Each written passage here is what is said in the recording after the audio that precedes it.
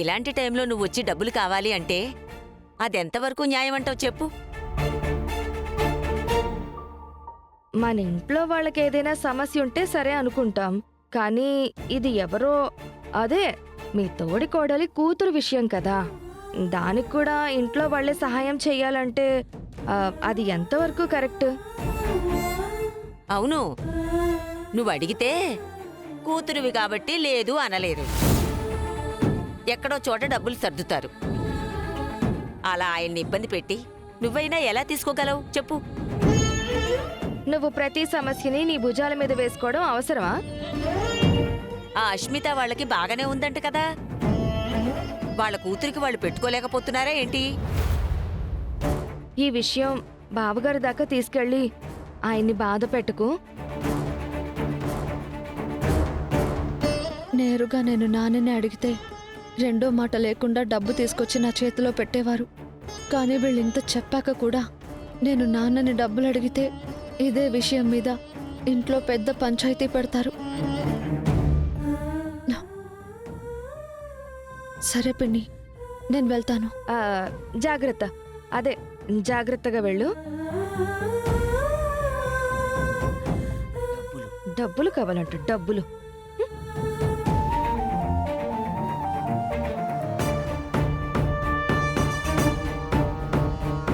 ఇదే ఇదే ఇదే ఇక్కడ ఆపు. జూమ్ చెయ్యి. ఆ వ్యాన్ నెంబర్ చూడు. అలాగే సార్.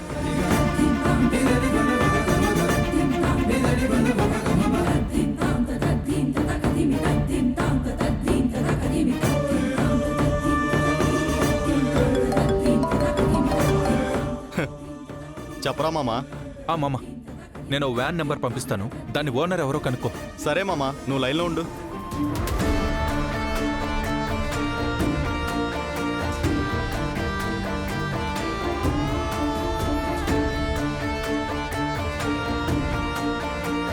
హలో మామా, లైన్లో ఉన్నావా? చెప్పు మామా. పేరు నర్సింగ్, అతంది రాజమండ్రి. వాడి ఫోన్ నెంబర్ ఉందా? ఉంది, మెసేజ్ చేస్తాను చూడు. ఓకే ఓకే చెయ్యి.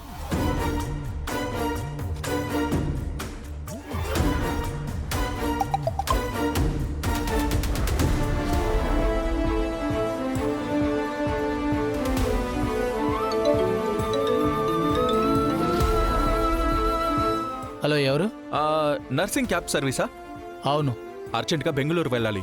డబ్బులు ఇస్తే అమెరికా కూడా తీసుకెళ్తా. ఎంత ఖర్చు అవుతుంది? 25,000. 30,000 ఇస్తాను. నీకు అడ్రస్ చెప్తాను, త్వరగా రా. ఇంపార్టెంట్ మీటింగ్ ఉంది. ఇప్పుడే బయలుదేరతా. లొకేషన్తో పాటు అడ్వాన్స్ కొట్టు. సరే.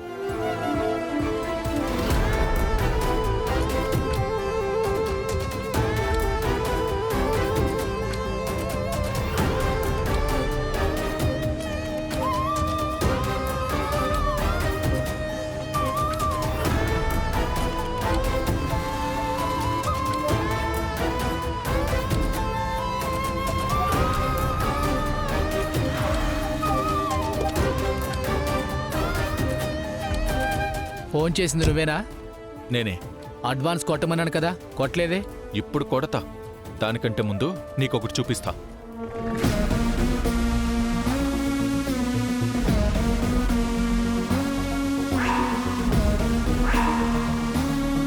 ఈ వెహికల్ నీదే కదా?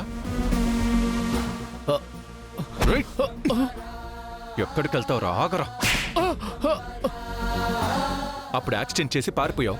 ఇప్పుడు నా దగ్గర నుంచి పారిపోవాలని చూస్తున్నావా? చంపేస్తాను. చెప్పరా, ఎవరు చేయించారు నీతో ఈ పని? చెప్పు, చెప్పరా, చెప్పు. సార్, నాకు తెలియదు సార్. అలాంటి వెహికల్ నా దగ్గర లేదు సార్. నేను చేయలేదు సార్. మర్యాదగా నిజం చెప్పు, లేదంటే నీ 2 కాళ్ళు విరిగిపోతాయి. అప్పుడు వెహికల్ కాదు కదా, ఏది నడపలేవు. చెప్పు, చెప్పరా, చెప్పు. సార్ సార్, చెప్తాను సార్, చెప్తాను. ఇది చేయమని నాతో చెప్పింది మీ ఇంట్లో మనిషే సార్. మా ఇంట్లో మనిషా? నాటకాలు ఆడుతున్నావురా? అమ్మతోడు సార్, పార్వతి గారే చేయించారు సార్. ఏంటి? మా చిన్నత్తయ్య చేయించిందా? అవును సార్. ఇంట్లో ఆవిడికి పెత్తనం లేకుండా చేశారని, అందరు ఎదుగుతున్నారని, నేను ఎదగలేకపోతున్నానని కక్ష గట్టి నాకు డబ్బులిచ్చి ఈ యాక్సిడెంట్ చేయించింది సార్. రే, నిజం కాదని తెలిస్తే నిజంగానే చంపేస్తాను. సరే సార్, చంపేయండి సార్. పద, ఇప్పుడే మా ఇంటికి వెళ్దాం, అక్కడే అన్ని తేల్చుకుందాం.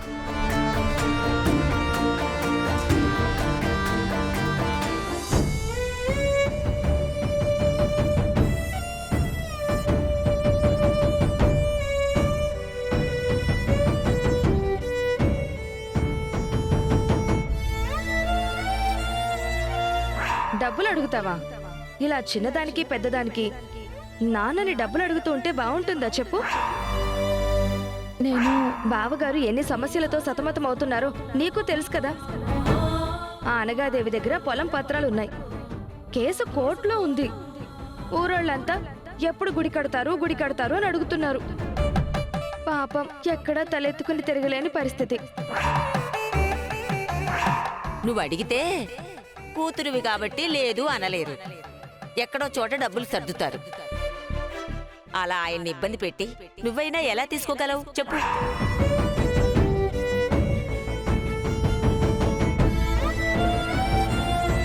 రామా, అడిగావా? ఇచ్చారా? డబ్బులు తెచ్చావా? చెప్పు రామా. అడగలేకపోయాను సార్.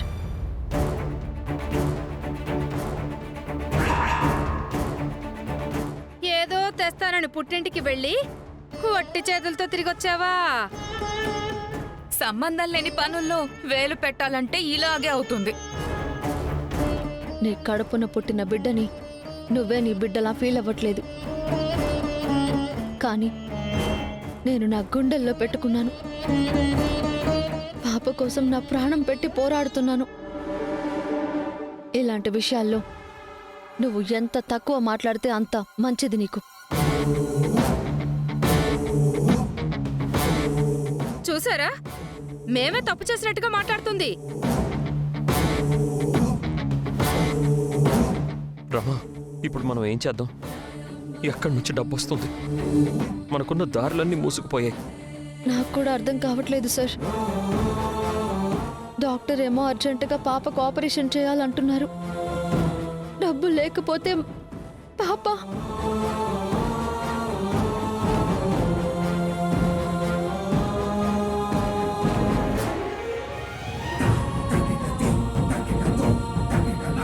రేయ్ శౌర్య, ఇవి ఈ ఇంటి పత్రాలు.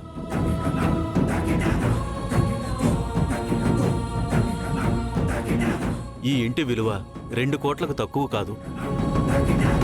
పాపకి 50 లక్షలు కావాలన్నారు కదా. ఎక్కడైనా ఇవి తాకట్టు పెట్టి డబ్బు తీసుకురారా. ముందు పాప ప్రాణాలు కాపాడాలి. మీరు ఈ ఒక్క పిల్ల కోసం మమ్మల్ని రోడ్డున పడేస్తారా? ఎంతో ఇష్టంగా కట్టుకున్న ఇల్లు నెలలు కూడా నిండిన దానికోసం దారదత్తం చేస్తారా? మీకు దానగుణం ఎక్కువైతే మీ కిడ్నీలు అమ్మేసుకోండి, అంతేగాని ఇల్లు తాకట్టు పెట్టడానికి నేను ఒప్పుకోను. ప్రమీల, ఏం మాట్లాడుతున్నావే నువ్వు? నువ్వు అసలు మనిషివా పశువా? పసిపాప ప్రాణాల్ని డబ్బుతో తూకం వేస్తున్నావా? మానవత్వం కూడా లేదా నీకు? నేనేమి ఆపరేషన్ చేయించొద్దు అనట్లేదు. గవర్నమెంట్ ఆసుపత్రులు ఉన్నాయి కదా, అక్కడ చేయించండి. అంతేకాని పెద్ద పెద్ద హాస్పిటల్స్ కి డబ్బులు వెదజల్లాలంటే మాత్రం నేను అసలు ఒప్పుకోను.